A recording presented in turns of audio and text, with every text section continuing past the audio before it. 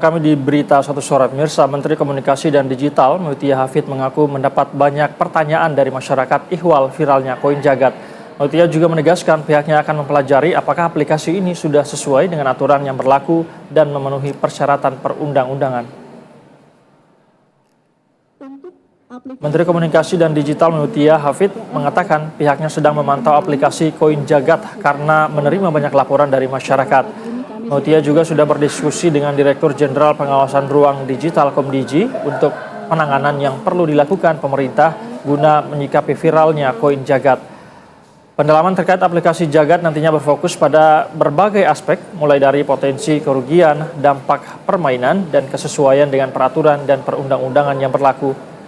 Dari pendalaman tersebut, jika ditemukan pelanggaran hukum di aplikasi jagat, pemerintah akan mengambil langkah tegas.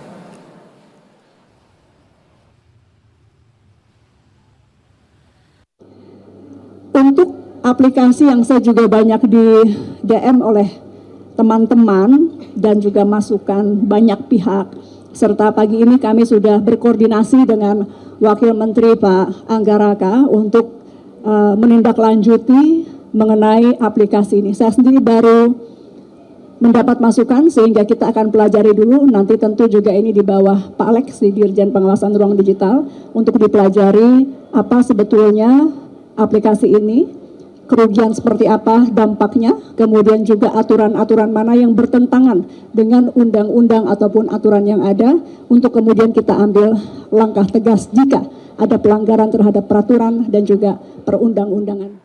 Pemirsa, berburu koin dari aplikasi kini tengah digandrungi oleh generasi Z dan Alpha. Pasalnya, berburu koin ini tidak saja membuat kecanduan, tapi juga merusak fasilitas umum. Sejumlah remaja di Pantai Sanur, Bali ini bukan sedang mencari ikan atau kerang di pantai, tetapi mereka tengah mencari koin hasil berburu dari aplikasi. Berburu koin sendiri merupakan permainan dari aplikasi jagat. Pemain harus bisa mencari koin yang sudah disebar dari peta di gawai masing-masing untuk selanjutnya memasukkan kode yang terdapat dalam koin ke aplikasi dan ditukar dengan hadiah berupa sejumlah uang. Permainan ini memang menggunakan gerak tubuh untuk mencapai hasil. Namun sayangnya pencarian koin ini menimbulkan kerugian lantaran para pemain merusak sejumlah fasilitas umum. Salah satunya di Kota Bandung, nampak sejumlah orang serius untuk mengikuti petunjuk yang didapatnya dari aplikasi yang berada di gawai untuk mendapat koin jagat. Ada yang mencari di sela-sela semak hingga memanjat pohon. Salah seorang pencari koin mengatakan dirinya sengaja mencari koin yang disebar di beberapa titik karena sudah terbukti dapat menghasilkan uang. Koinnya nanti ada kode, nah kode tersebut bisa ditukar dengan uang, biasanya nominalnya sekitar 300 ke atas. Perburuan koin melalui aplikasi jagat juga semakin populer di Surabaya, Jawa Timur.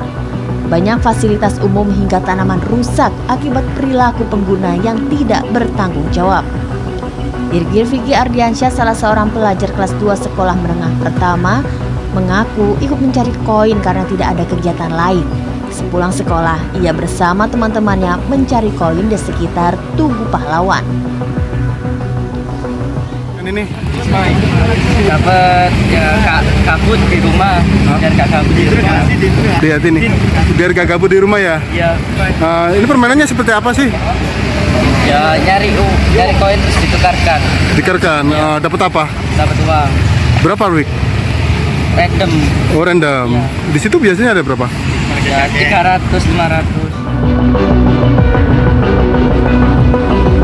Dinas Informasi dan Komunikasi Kota Surabaya menilai aktivitas perburuan koin jagat ini sangat membahayakan bagi anak-anak. Bahkan kegiatan tersebut dianggap bisa merusak lokasi di mana titik koin ditemukan. Hanya kita juga sendiri nggak tahu itu disebar di mana gitu. Jangan kita jaga di sini ternyata Larinya ke sana. Itu kemungkinan apa sih Pak, aplikasi itu Pak sebetulnya? Kan Ya. kita nggak tahu ya maksudnya. ya itu juga saya nggak tahu ya, kita belum tahu maksudnya ya. Artinya ya macam pencarian harta karun ya, tapi mekanismenya bagaimana kita juga belum tahu. Ini kan di kalangan anak-anak muda ya. Ini Hanya juga tempat-tempatnya di mana saja juga kita kan harus antisipasi semua ya. Meski telah mendapat banyak keluhan dan laporan kerusakan fasilitas publik di sejumlah daerah, Sixer mengatakan penutupan aplikasi ini merupakan kewenangan Kementerian Komunikasi dan Digital. Pihaknya lebih berfokus pada keselamatan pengguna aplikasi dan fasilitas umum di Surabaya. Tim Liputan Berita 1. Dan pemirsa, untuk membahas terkait viralnya koin jagat ini, kita sudah terhubung dengan pengamat sosial Universitas Indonesia, Mas Rizal Wan Habdi Lubis. Selamat sore, Mas Rizal. Selamat sore. Baik, Mas Rizal, bagaimana kemudian Anda memandang fenomena permainan koin jagat ini? Ini sangat viral dan cukup digandrungi. Ada banyak kita lihat kemudian di pinggir-pinggir jalan Jakarta ini, kalau kita lewat, Mas Rizal, banyak sekali kemudian orang-orang yang mengais-ngais taman segala macam untuk mencari koin. Ini fenomena apa sebenarnya yang terjadi, Mas Rizal? Ya, saya juga melihat sendiri langsung ya waktu itu ya, di dekat Ben Hill tuh, dekat arah MRT. Tadinya saya bingung ada apa, saya tanya cari koin. Saya kira koin dia hilang begitu ya, ternyata ini ya. Tapi saya kira begini ya, permainan ini mirip sama dengan beberapa waktu yang lalu itu ada telur monster digital begitu. Cuma itu kan yang dicari dia digital ya, dicari keliling begitu. Nah kalau sekarang kan dia fisik ya. Nah saya kira begini, sebagai satu perkembangan digital ini memang tak terhindarkan ya. Nah, cuma yang menjadi catatan adalah bahwa aktivitas fisik yang dilakukan oleh para pencari koin ini itu kemudian merusak ya. Jelas sekali ya, saya menyaksikan langsung dengan mata kepala saya bahwa mereka itu menyibak pohon-pohon tanaman hias ya di pinggir Jalan Raya Sudirman itu untuk mencari koin itu gitu. Dan itu malam-malam ya. Jadi saya menyaksikan langsung mereka pakai senter nyari gitu ya. Agak unik, agak aneh begitu. Tapi saya kira jika ini ditangani secara digital itu keliru ya. Penanganannya seharusnya tidak secara digital, tapi penanganannya adalah hal yang dilakukan oleh para pencari koin ini di dunia nyata, bukan di aspek digitalnya. Saya kira begitu. Lantas menurut Anda apa kemudian dampak yang bisa timbul bagi masyarakat, terutama bagi pengguna ini? Karena kita tahu tadi Anda mengatakan ini secara fisik bukan digital, malah ini cukup unik begitu ya. Dampak apa yang bisa didapatkan dari para pengguna ini, Mas Rizal? Iya, dari segi aplikasinya, saya kira ini sama seperti aplikasi yang lain seperti yang saya sebutkan tadi ya. Ini kan fenomena sesaat saja ya. Nanti naik, tapi kemudian pasti akan turun lagi dengan cepat juga begitu. Nah, tapi yang menjadi concern saya sekarang adalah tentunya yang menjadi kekhawatiran banyak orang juga ya, yang menyaksikan bahwa orang-orang ini, anak-anak ini ya, pemuda-pemuda ya, kebanyakan ya yang melakukan mencari koin ini, itu memang seolah-olah tidak merasa ada yang salah dengan apa yang mereka lakukan ya.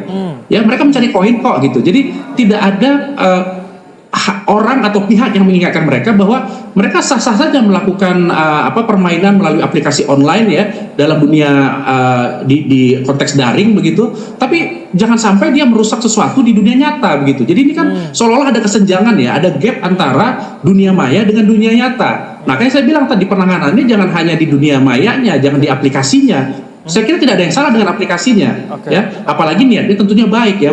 Ada aktivitas fisik bagi anak muda, dia keliling keluar rumah, jangan cuma pegang handphone, tiduran atau duduk-duduk begitu ya. Mereka keliling sambil bawa gawainya begitu. Tapi yang kemudian menjadi hal buruk adalah mereka merusak fasilitas publik ya, taman ya, mengangkat mungkin batu-batu, mengangkat hiasan taman dan sebagainya. Saya kira itu yang perlu dijadikan perhatian. Jadi penanganannya ini bukan cuma di dunia maya atau di ranah digital saja begitu ya Mas Rizal, namun juga di dunia nyata. Bagaimana kemudian kita mengingatkan anak-anak ini agar tidak terlarut dalam permainan ini. Namun Mas Rizal, kita tahu ini kan mereka anak-anak ini mendapatkan sejumlah uang begitu ya, hadiah katakanlah begitu dari koin yang didapatkan. Apakah ini bisa kita kaitkan atau ada hubungannya dengan fenomena seperti judi online misalnya yang bisa membuat orang kecanduan seperti itu? Oh tidak, ini lebih ini prinsipnya manusia itu kan makhluk yang berharap ya, the creature of hope ya. Jadi jika ada sesuatu yang bisa diharapkan, memang yang level paling tingginya adalah judi, tapi ini ada banyak unsur lain selain creature of hope tadi, ada unsur kesenangan, ada unsur FOMO juga. Saya melihat ada unsur FOMO juga di sini ya. Jadi fear of missing out. Jadi mereka takut gitu kalau teman-temannya ikut itu ya berarti dia ikut dong. Ya, jadi sama persis seperti misalnya Labubu kemarin. Jadi terlalu banyak faktor untuk bisa kita sandingkan atau kita samakan dengan judi online. Jadi ini relatif berbeda. Degree-nya mungkin ketagihannya mungkin ada jika tidak ada pembatasan. atau jika dibiarkan ya ini akan terus ya, anak-anak muda ini akan merusak gitu. Tapi ini jelas berbeda ya, ketagihan itu pasti ada di dalam unsur digital, dalam dunia digital gitu. Mas Rizal, salah satu keterangan dari narsum kami juga di daerah di Bandung, kalau tidak salah, dia mengatakan bahwa dia main berburu koin ini karena dia memiliki waktu luang yang banyak. Sepulang sekolah dia nggak tahu mau ngapain, akhirnya bermainlah dia seperti itu. Apakah ini juga termasuk dari bagian dari mengisi kekosongan? Lalu apa kira-kira yang bisa kita lakukan, Mas Rizal, untuk kemudian menangani fenomena ini seperti agar tidak berdampak negatif pada anak-anak kita? Iya, tentunya kan ini mengindikasikan bahwa anak-anak muda, siswa pada umumnya itu memang memanfaatkan waktu luang, kembali lagi tetap mengandalkan gawai. Itu poinnya ya. Jadi ya kalau kembali ke pertanyaan sebelumnya, apakah ini bisa disandingkan dengan judi? Saya bilang tidak. Tapi apakah ini pintu masuk ke judi? Saya kira iya. Ya. Jadi jika dia terbiasa dengan aktivitas, walaupun aktivitasnya fisik, tapi kan dimulai dengan pintu masuknya adalah melalui gawai yang ada di tangan dia. Nah, saya kira sebaiknya memang mungkin sekolah ya atau komunitas ya, tokoh-tokoh masyarakat ya, organisasi muda misalnya, itu memperbanyak aktivitas agar siswa anak-anak muda itu mulai meninggalkan gawainya ya, pelan-pelan mengurangi frekuensi penggunaan gawainya. Saya kira itu hal yang harus dilakukan ya, agar tadi kondisi terburuknya adalah mereka terjebak pada judi online itu dapat terhindarkan. Saya kira demikian. Oke, baik. Selain kemungkinan terjebak pada judi online kemudian menyebabkan kecanduan, namun yang menarik juga, Mas Rizal, bahwa dengan aplikasi ini orang-orang ini bisa menentukan lokasinya begitu. Jadi si aplikasi ini bisa membaca lokasi keberadaan kita. Apakah ini tidak berbahaya bagi anak-anak kita, khususnya di ranah digital, Mas Rizal? Iya, ini kan juga kita memang artinya ada tracking terhadap posisi, terhadap pergerakan ya. Artinya kalau data ini disalahgunakan oleh pihak-pihak tertentu, artinya bisa aja ada orang punya niat jahat ya, yang kemudian mengetahui posisi seseorang ada di mana, kebiasaannya ada di mana dan seterusnya. Jadi ini kan memang kita ada di era di mana data digital itu sangat punya nilai yang sangat penting, nilai yang sangat strategis ya, untuk kemudian bisa disalahgunakan oleh pihak-pihak tertentu, termasuk terkait posisi ya, kebiasaan, tracking. Makanya saya juga sama anak-anak saya bilang kalau bisa berangkat ke kampus, pulang ke kampus, usahakan ada jalur-jalur yang lain. Sekarang ini kan gawai kita ini mendengar kita bicara apa, dia nanti akan suggest sesuatu, dia akan memberikan saran ya.